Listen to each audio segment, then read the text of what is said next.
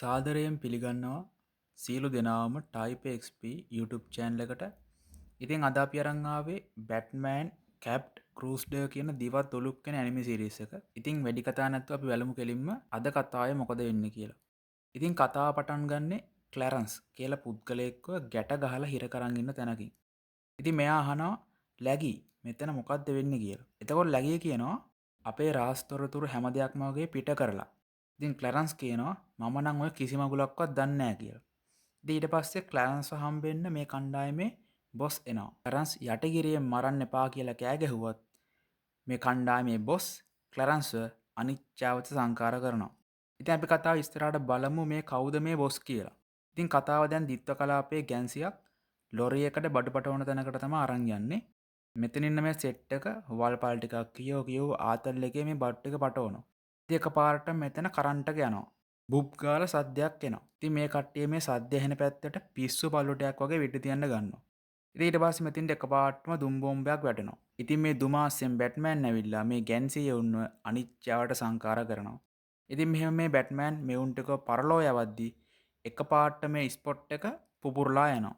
ඒ කම්පනයට බැට්මෑන්වත් විසික් වෙලා යනවා. තව පොඩ්ඩෙන් අරුන්ට කලින් බැට්මෑන්ට පරලවෙන්න සීන් එකක් තමයි සිද්ධ වෙන්න යන්නේ. හැබැයි මිනිහා දක්ෂයා. ගින්දර අතරින් මිනිහා ගැම්මර නැගිටිනවා. ඉතින් ඔන්න ඔය වගේ සුපිරි ත්‍රිලර් එකක් දීලා තමයි කතාව පටන් ගන්නෙ. ඉතින් දැන් කතාව අරන් යන්නේ බැට්මෑන්ගේ පොට් එකට.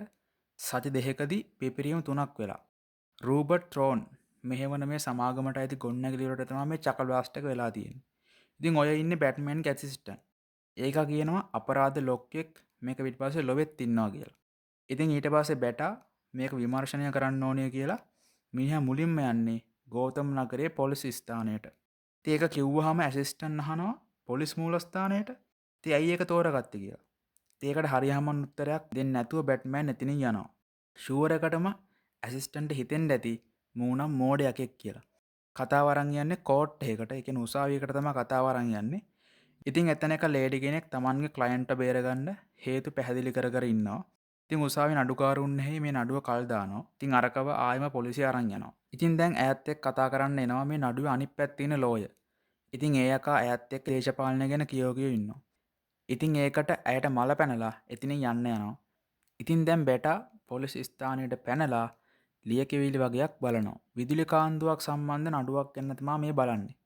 කොහොමත් බැට්මෑන් සැක කර කර තමා හිටියේ පිපිරීම් වලට හේතු වෙන්නේ මෙන්න මේ විදුලි කාන්දුවක් කියලා. ඉතින් දැන් අපිට මේ ෆයර් ඉන්ස්පෙක්ටර් කාර්යයා තනියම පාරේ වෙදන් යන සීන් එකකට තමයි අරන් යන්නේ. එකපාරටම ඒකව කේබල් මගින් රේල් පාරක් උඩ අනිත් පැත්තට එල්ලනවා. කොහොමත් පවුලෙක් වගේ එල්ලන්නේ බැට්මෑන්නේ. ඉතින් බැට්මෑන් මේකෙන් අහනවා කවුද මේ ගිනි ගැනීම සම්බන්ධයෙන් පිටිපස්සේ ඉන්නේ කියලා. ඉතින් කෝච්චියත් මේකව කුඩු කරන් යයි කියලා තියෙන බයට පෙන්ගුයින් කියලා කියනවා. දැන් මොකಾದ මේ අලුත් බුවා? කතාව ඉස්සරහට බලමු කවුද මේ පෙන්ගුයින් කියන්නේ කියලා. ඉතින් ඊට පස්සේ ඉන්ස්පෙක්ටර් ගොන්නැගිල්ල උඩට විසික් කරලා බැට්මෑන් එතනින් යනවා. ඉතින් දැන් අපිට පෙන්නනවා අයිස්බර්ග් ලෝන් කියන නෞකාව. මේක ඉන්නේ පෙන්ගුයින්. මේ මිනිහාගේ නිල ආයුධය තමයි කුඩේ. ඒක තමයි නැවේ උඩ ගහලා තියෙන්නේ. ඉතින් මේ නැවේ පාටියක් තියෙනවා. ඒකට කොමසාරිස් ගෝඩන්. ඇයගේ දුව බාබරා එක්ක මේ පාටියට සම්බන්ධ වෙලා ඉන්නේ. බාබරා කිව්වේ නඩුවේ සීන් එකේ හිටිය ලේඩි කෙනෙක්. එයා තමයි බාබරා කියන්නේ. ඉතින් මේ බාබරාගේ පියා තමයි කොමසාරිස් ගෝඩන් කියන්නේ. ඉතින් මේ පාටියේ මේ දෙන්න ඇවිත් තියෙන්නේ පාටියේ විනෝද වෙන්නද එහෙම නැත්නම් තොරතුරු දරගන්නද කියලා අපි කතාව ඉස්සරහට බලමු. ඉතින් මේ අතර අපේ බැටා එයාගේ ඇසිස්ටන්ට් එක්ක පාටි කිටක් ගහලා බෝට්ටුවකින් මේ නෞකාව පැත්තට එනවා. බැටා නිකන් නෙමෙයි එන්නේ. ඒ නැවගෙන ඔත්තු බල බල තමයි එන්නේ. ඉතින් ඔයාලා දන්නවනේ මේ බැටාගේ නම මොකක්ද කියලානේ. බැටාගේ නම තමයි බෲස් වේන්. ඉතින් මෙයාත් නැවට ගොඩ වෙලා පාටියට සෙට් වෙනවා. ඉතින් බෲස් මේම සෙට් එකත් එක්ක ඉද්දි ෂේප් එක එතනින් ගැලවිලා එනවා. බැටා ඉතින් මේ නැව වටේ රවුමක් දාලා ඔත්තු බලන්න තමයි මෙහෙම මේ සෙට් එකකින් ගැලවිලා එන්නේ. මොහු කෙලින්ම යන නැවේ ගබඩා කාමරයට. ඒකේ තිබිලා මිනිහට සීතල අයිස් හම්බ වෙනවා. ඉතින් මේ ටික ඇදලා බැදලා පොඩ්ඩක් බලද්දි මෙතින්න පෙන්ගුයින්ගේ කණ්ඩායම එනවා. බැටාට කරගන්න දෙයක් නැහැ. මිනිහා කෙලින්ම මුහුදේ ගබඩා කාමරය සම්බන්ධ කරන වෝටර් සප්ලයි කාර් හා එතනින් පැන ගන්නවා. ඉතින් මෙතනදී පෙන්ගුයින් දැනගන්නවා ඇත්තටම මේ ගැන ඔත්තු දුන්නේ ක්ලනස් නෙමෙයි.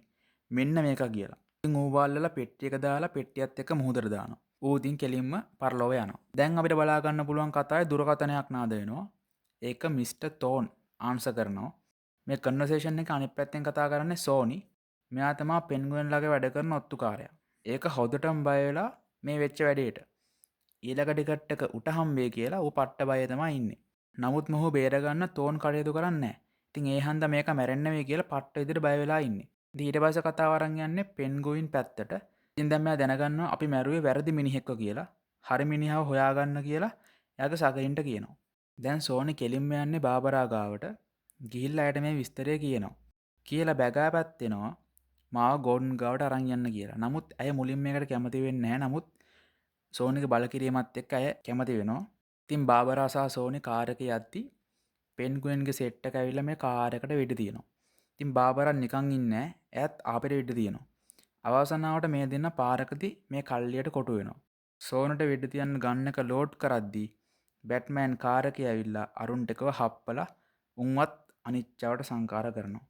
දැන් දෙන්න ගෝඩන්ව හම්බෙලා සම්පූර්ණ විස්තරය කියනවා. දැන් මේ කන්වර්සේෂන් එක අහන් ඉන්නවා පොලිස් ස්ථානයේ දාලා ඉන්න පෙන්ගුයින්ගේ ඔත්තුකාරයෙක්. ඒක පටස් ගන්න අනිත් පැත්තට මේක පෙන්ගුයින් කණේ තියෙනවා.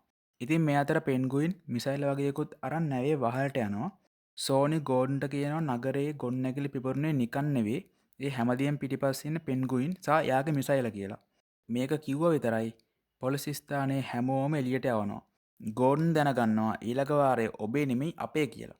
ඒ හින්දා තමයි මේ කට්ටියම මේ පොලිස් ස්ථානයෙන් එළියට යවන්නේ. ඉතින් මේ අතර අපේ බැටා මේක සබ්මැරින් එක නැගලා රුම් ගාලා වතුර යටින් යනවා. යද්දි මෙයාට සෝනාර් ශබ්ද එහෙම ඇහෙනවා.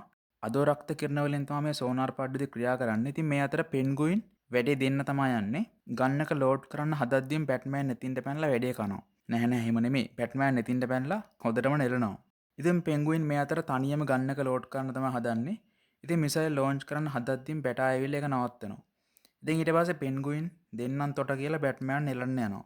ඉතින් මේ අතර පොලිසිය මේ නෞකාව වට කරලා තියෙන්නේ. හැබැයි මොන මගුලක් කරත් වැඩක් නැහැ. පෙන්ගුයින් අවසානට මේ මිසයිල් ලොන්ච් කරනවා. ඉතින් බැටා කොර වෙලා යනවා. පොලිස් ස්ථානය කෙලින්ම සකබුන් වෙලා යනවා. දැන් ඉතින් පොලිසිය අස්පස් කරන්න තමයි තියෙන්නේ. ඉතින් මේ ටික යථාර්ථයටපත් වෙලා දැන් අපිව නැවතත් බැට්මෑන්ගේ පොට් එකට අරන් යනවා. මෙතනදී බැට්මෑන් මම ඊයේ රෑ අසාර්ථක වුණා කියලා ඔහුගේ ඇසිස්ටන්ට්ට කියනවා.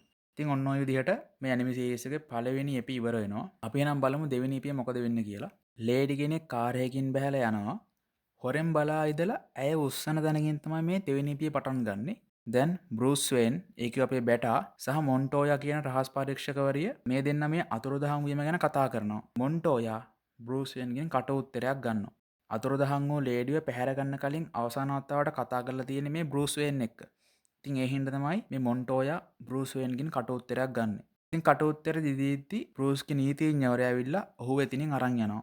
හැබැයි බෲස් කියන්නේ කෙලින් මොලකාරයානේ. මේක කරන වැඩේ තමයි සීක්‍රට් මයික් එකක් මොන්ටෝයාගේ අදිම සවි කරනවා. දැන් ඉතින් ඇය කතා කරන හැමදේම බැට්මෑන්ට අහන් ඉන්න පුළුවන්. ඉතින් දැන් මොන්ටෝයා යනවා ෆිල්ම් හෝල් එකක මැනේජර්ව හම්බෙන්න. මොකද අතුරුදහන් වූ කාන්තාව ෆිල්ම් එකක් බලන්න ගිහින් තමයි තිබ්බේ අවසානට. ඉතින් ඇය විස්තර විමසන ෆිල්ම් හෝල් එකේ මැනේජර්ගෙන්. නමුත් වැඩිතොරතුරක් ඇයට දැනගන්න හම්බෙන්නේ නැහැ. ඉතින් දැන් ඇය නැවත විමර්ශනය කරන්න කියලා එදා පාටියේ තිබ්බ දවසේ පාටියට ගියපු ලේඩි කෙනෙක්ව හම්බෙන්න යනවා. ඉතින් ඇය පෙන්නනවා ගත්ත ඡායාරූප වගේක්. එතකොට මොන්ටෝයා දකිනවා ෆිල්ම් හෝල් එකේ මැනේජර් මේ ෆොටෝස් වල ඉන්නවා. ඉතින් දැන් මොන්ටෝයා බැසිල් මහත්තයා ගෙදර ලිපින හොයාගෙන යනවා. ඉතින් මේ බැසිල් කියලා කියන්නේ ෆිල්ම් හෝල් එකේ මැනේජර්. එකක් ගෙදර මොන්ටෝයා අනේක් ගැන අපේ බැටා හැදාගෙන තමයි ඉන්නේ. ඉතින් ඇයි බැසිල්ගේ කාමරයට යද්දි ඔහු මරලා දාලා. මැරුව එක ජනෙලෙන් එළියට එද්දි බැටා උගේ පිටිපස්සේ. ඉතින් ඒ යකා පස්සෙන් බැටා පන්නන් යනවා. හැබැයි බැට්මෑන් 2 අල්ලගන්න වෙන්නේ නැහැ. ඉතින් දැන් කතාව අතුරුදහන් වූ කාන්තාව පැත්තට අරන් යනවා. ඇයව අගුළු දාලා හිර කරන් තමයි ඉන්නේ. ඉතින් ඇයට දැන් තමයි සිහිය ඇවිත් තියෙන්නේ. එතකන් දෙකේ දාලා බුදියන් තමයි ඉඳලා තියෙන්නේ. ඇය කෑ ගහනවා මා බේරගන්න කියලා. හැබැයි ඉතින් කිසිම ගෙට් එක ඇහෙන්නේ නැහැ. ඇයව පේන හැටියට ෆිල්ම් හෝල් එක තමයි මේ හිර කරලා තියෙන්නේ. ඊට පස්සේ කතාව වැලන්ටයින් කියලා එකෙක් පැත්තට තමයි අරන් යන්නේ. ඉතින් මේ වැලන්ටයින් තවත් එකෙක්ට හොදටම දෙසන තැනකට තමයි අපි අරන් යන්නේ. වැලන්ටයින් ඉන්නේ කෙමිකල් ලැබ් එකක වගේ තමයි පේන්න තියෙන්නේ. ඉතින් මෙයා තනියෙන් මෙතන ඉද්දි කවුදෝ හයියෙන් hina වෙනවා. කොහමරි ඒ hinaවට බය වෙලා මේක කෙමිකල් බෝතල් වගේකුත් පෙරලගෙන බිම ඇද වැටෙනවා. ඉතින් ඊට පස්සේ විදුලිය කාන්දු කරලා ඔහුව මරලා දානවා. ඉතින් මේ වැඩේ කරන්නේත් අර බැසිල්ල මරපු හාදියම තමයි. ඔයාලට මතක යන කලින් බැට්මෑන් අර මිනිහා පස්සේ අල්ලන සෙල්ලම් කරා. එතකොට මේ මිනි මරුවා දාගෙන හිටු මාක්ස් එකේ කෑල්ලක් බැට්මෑන්ට ගන්න පුළුවන් වුණා. ඉතින් දැන් බැටා එයාගේ විශ්ව දෙනුම් පාවිච්චි කරලා අර මුඛාවරණ කෑල්ලෙන් අරුව අල්ලන්න තමයි try එක දෙන්නේ. මෙතනදී බැටා හොයා ගන්නවා මේ මිනි මරුවට ෆිල්ම් හෝල් එකට ඇක්සස් තියෙන බව. මොන්ටෝයාට ඉවට්ලා තියෙන්නේ මේ පැහැර ගැනීමට ෆිල්ම් හෝල් එක සහ ෆිල්ම් හෝල් එකේ වැඩ කරන කට්ටිය අතර මොකක් කර සම්බන්ධයක් තියෙයි කියලා. ඉතින් ඇය ඇඳුම් නිර්මාණ ශිල්පියා. ඒ වගේම මේකප් ආටිස්ට්. ඔය වගේ කට්ටියකින් කට උත්තර ගන්නවා. ඉතින් මේ අතර බැට්මෑනුත් ටික ටික විමර්ශනය කරන් යනවා. ඉතින් බැටා එනවා රාත්‍රියේ ෆිල්ම් එකක් ෂූට් කරන තැනකට. එතනින් අධ්‍යක්ෂකවත් මරන්න අර මිනිමරුවා එනවා. හැබැයි මරන්න හදද්දී බැටා ඇවිල්ලා අරුවට පයින් පංච් එකක් දෙනවා. ඉතින් ඊට පස්සේ බැටා සහ අර මිනිමරුවා අතර ෆයිට් එකක් යනවා. කඩු ෆයිට් එකක් යනවා. කොහොම හරි බැටා හෙන ගේමක් දුන්නත් මිනිමරුවා හදපු අට්ටාලයක් බැට්මෑන්ගේ ඇඟට පෙරලලා තිනින් පැන ගන්නවා. මෙතනදී බැටාට හම්බ වෙනවා දවසකට උඩති මැරිච්ච බොඩි දෙකක්. ඒ බොඩි දෙක ලෙඩ් වැලන්ටයින්ගේ සහ ඩැරන් මානින්ගේ. ඉතින් මොන්ටෝයා බැසිල්ගේ මරණය සම්බන්ධව කටඋත්තරයක් ගන්න ජැක් එල්මන්න හම්බෙන්න යාගේ නිවසට යනවා. ඉතින් මේ අතර බැට්මෑන් බැසිල්ගේ බොඩිය බලන්න මෝචරියට ගිහිල්ලා. බොඩිය ඔබලා කරලා බලද්දි ඒ බොඩිය ඇත්තටම බැසිල්ගේ නෙමෙයිලු. ඉතින් මේ කටඋත්තරය ගන්න ගිය අතරේ මොන්ටෝයාට අර දෙන්න හදනවා. හැබැයි මොන්ටෝයා ජැක්ගේ මූණට හොද ෂොට් එකක් දෙනවා. ඒ පංචකෙන් ජැක්ගේ මූණ විකෘති වෙලා යනවා. එක්ක පේන හැටියට මේක රොබෝ කෙනෙක්, එහෙම නැත්නම් මේක වෙස් මූණක්. බලමු කතාව ඉස්සරහට මොන මගුලක්ද වෙලා තියෙන්නේ කියලා. දැන් මොන්ටෝයවත් අර මිනිමරුවා ගැට ගහලා තියෙන්නේ. මෙතනදී මොන්ටෝයා බැසිල් කාලෝ කියලා කියනවා. එතකොට අර මිනිමරුවා ඒ මම තමයි කියලා පේක පිළිගන්නවා. හැබැයි මේ හුටපටේ මොකද්ද? මගේ මේ කැත මූණ හින්දා තමයි මට හැමදේම නැති වුණේ කියලා. සල්ලි ආදරේ මේ හැමදේම නැති වුණේ මගේ කැත මූණ හින්දා කියලා කියනවා. ඒ හන්ද මම ලස්සන වෙන්න ඉන්ජෙක්ෂන් එකක් ගෙහුවා කියලා ඔහු කතාව කියනවා. ඉතින් ඒ ප්‍රතිකාර හන්දා අවසානයේ බැසිල්ගේ මූණේ තිබ්බ හැම ඔක්කොම එල්ලෙන්න ගන්නවා. ඉතින් මේ හැම දෙයක්ම මේ කරන්නේ බැසිල් ඒ වෙනුවෙන් පලි ගන්න. ඉතින් අතුරුදහන් වූ කෙල්ල ඉවෝන්වත් මේ බැසිල් තමයි පැහැරගෙන තියෙන්නේ. ඉතින් මෙතනදී බැසිල් වැඩ පෙන්වන්න හදද්දි බැටා එකපාරටම වහලෙත් කඩාගෙන එතනට පාත් වෙනවා. කොහොම හරි මොන්ටෝයා ඉවෝන්ව බේර ගන්නවා. ඉතින් ඒ අතර බැටා සහ බැසිල් අතර වලියක් යනවා. ඉතින් මේ වලියේදී බැසිල්ගේ විකෘති වෙච්ච මූණ තව තවත් විකෘති වෙන්න බැටා කෙලිනවා. අවසානයේ බැසිල් එතනින් පරාජය කරලා බැටා එතනින් පැන ගන්නවා. ඉතින් මෙන්න මේ වෙලාවේ මොන්ටෝයාගේ කමිස අය කරලා තිබ්බ සීක්‍රට් මයික් එක ඇය හොයා ගන්නවා. මේක තාම ඉවර නෑ කියලා මොන්ටෝයා බැට්මෑන්ට කියනවා. ඉතින් ඔන්න ඔය විදිහට බැට්මෑන් කැප්ට් ක්‍රූස්ඩර් කියන මෙන්න මේ ඇනිමේ සීරීස් එකේ දෙවෙනි ඉපියත් ඉවර වෙනවා. ඉතින් අනිවාර්යෙන් වීඩියෝ එක හොඳයි නම් අනිවාර්යෙන්ම subscribe කරන්න. ඒ වගේම වීඩියෝ එක like එකක් දාන්න. ඔයාලට ඕන ඇනිමේ තියෙනවා අනිවාර්යෙන්ම කමෙන්ට් කරන්න. එහෙනම් අපි ඉක්මනින්ම ඊට එපිසෝඩ් වලින් හමු වෙමු. එතකන් සුබ ගමන්.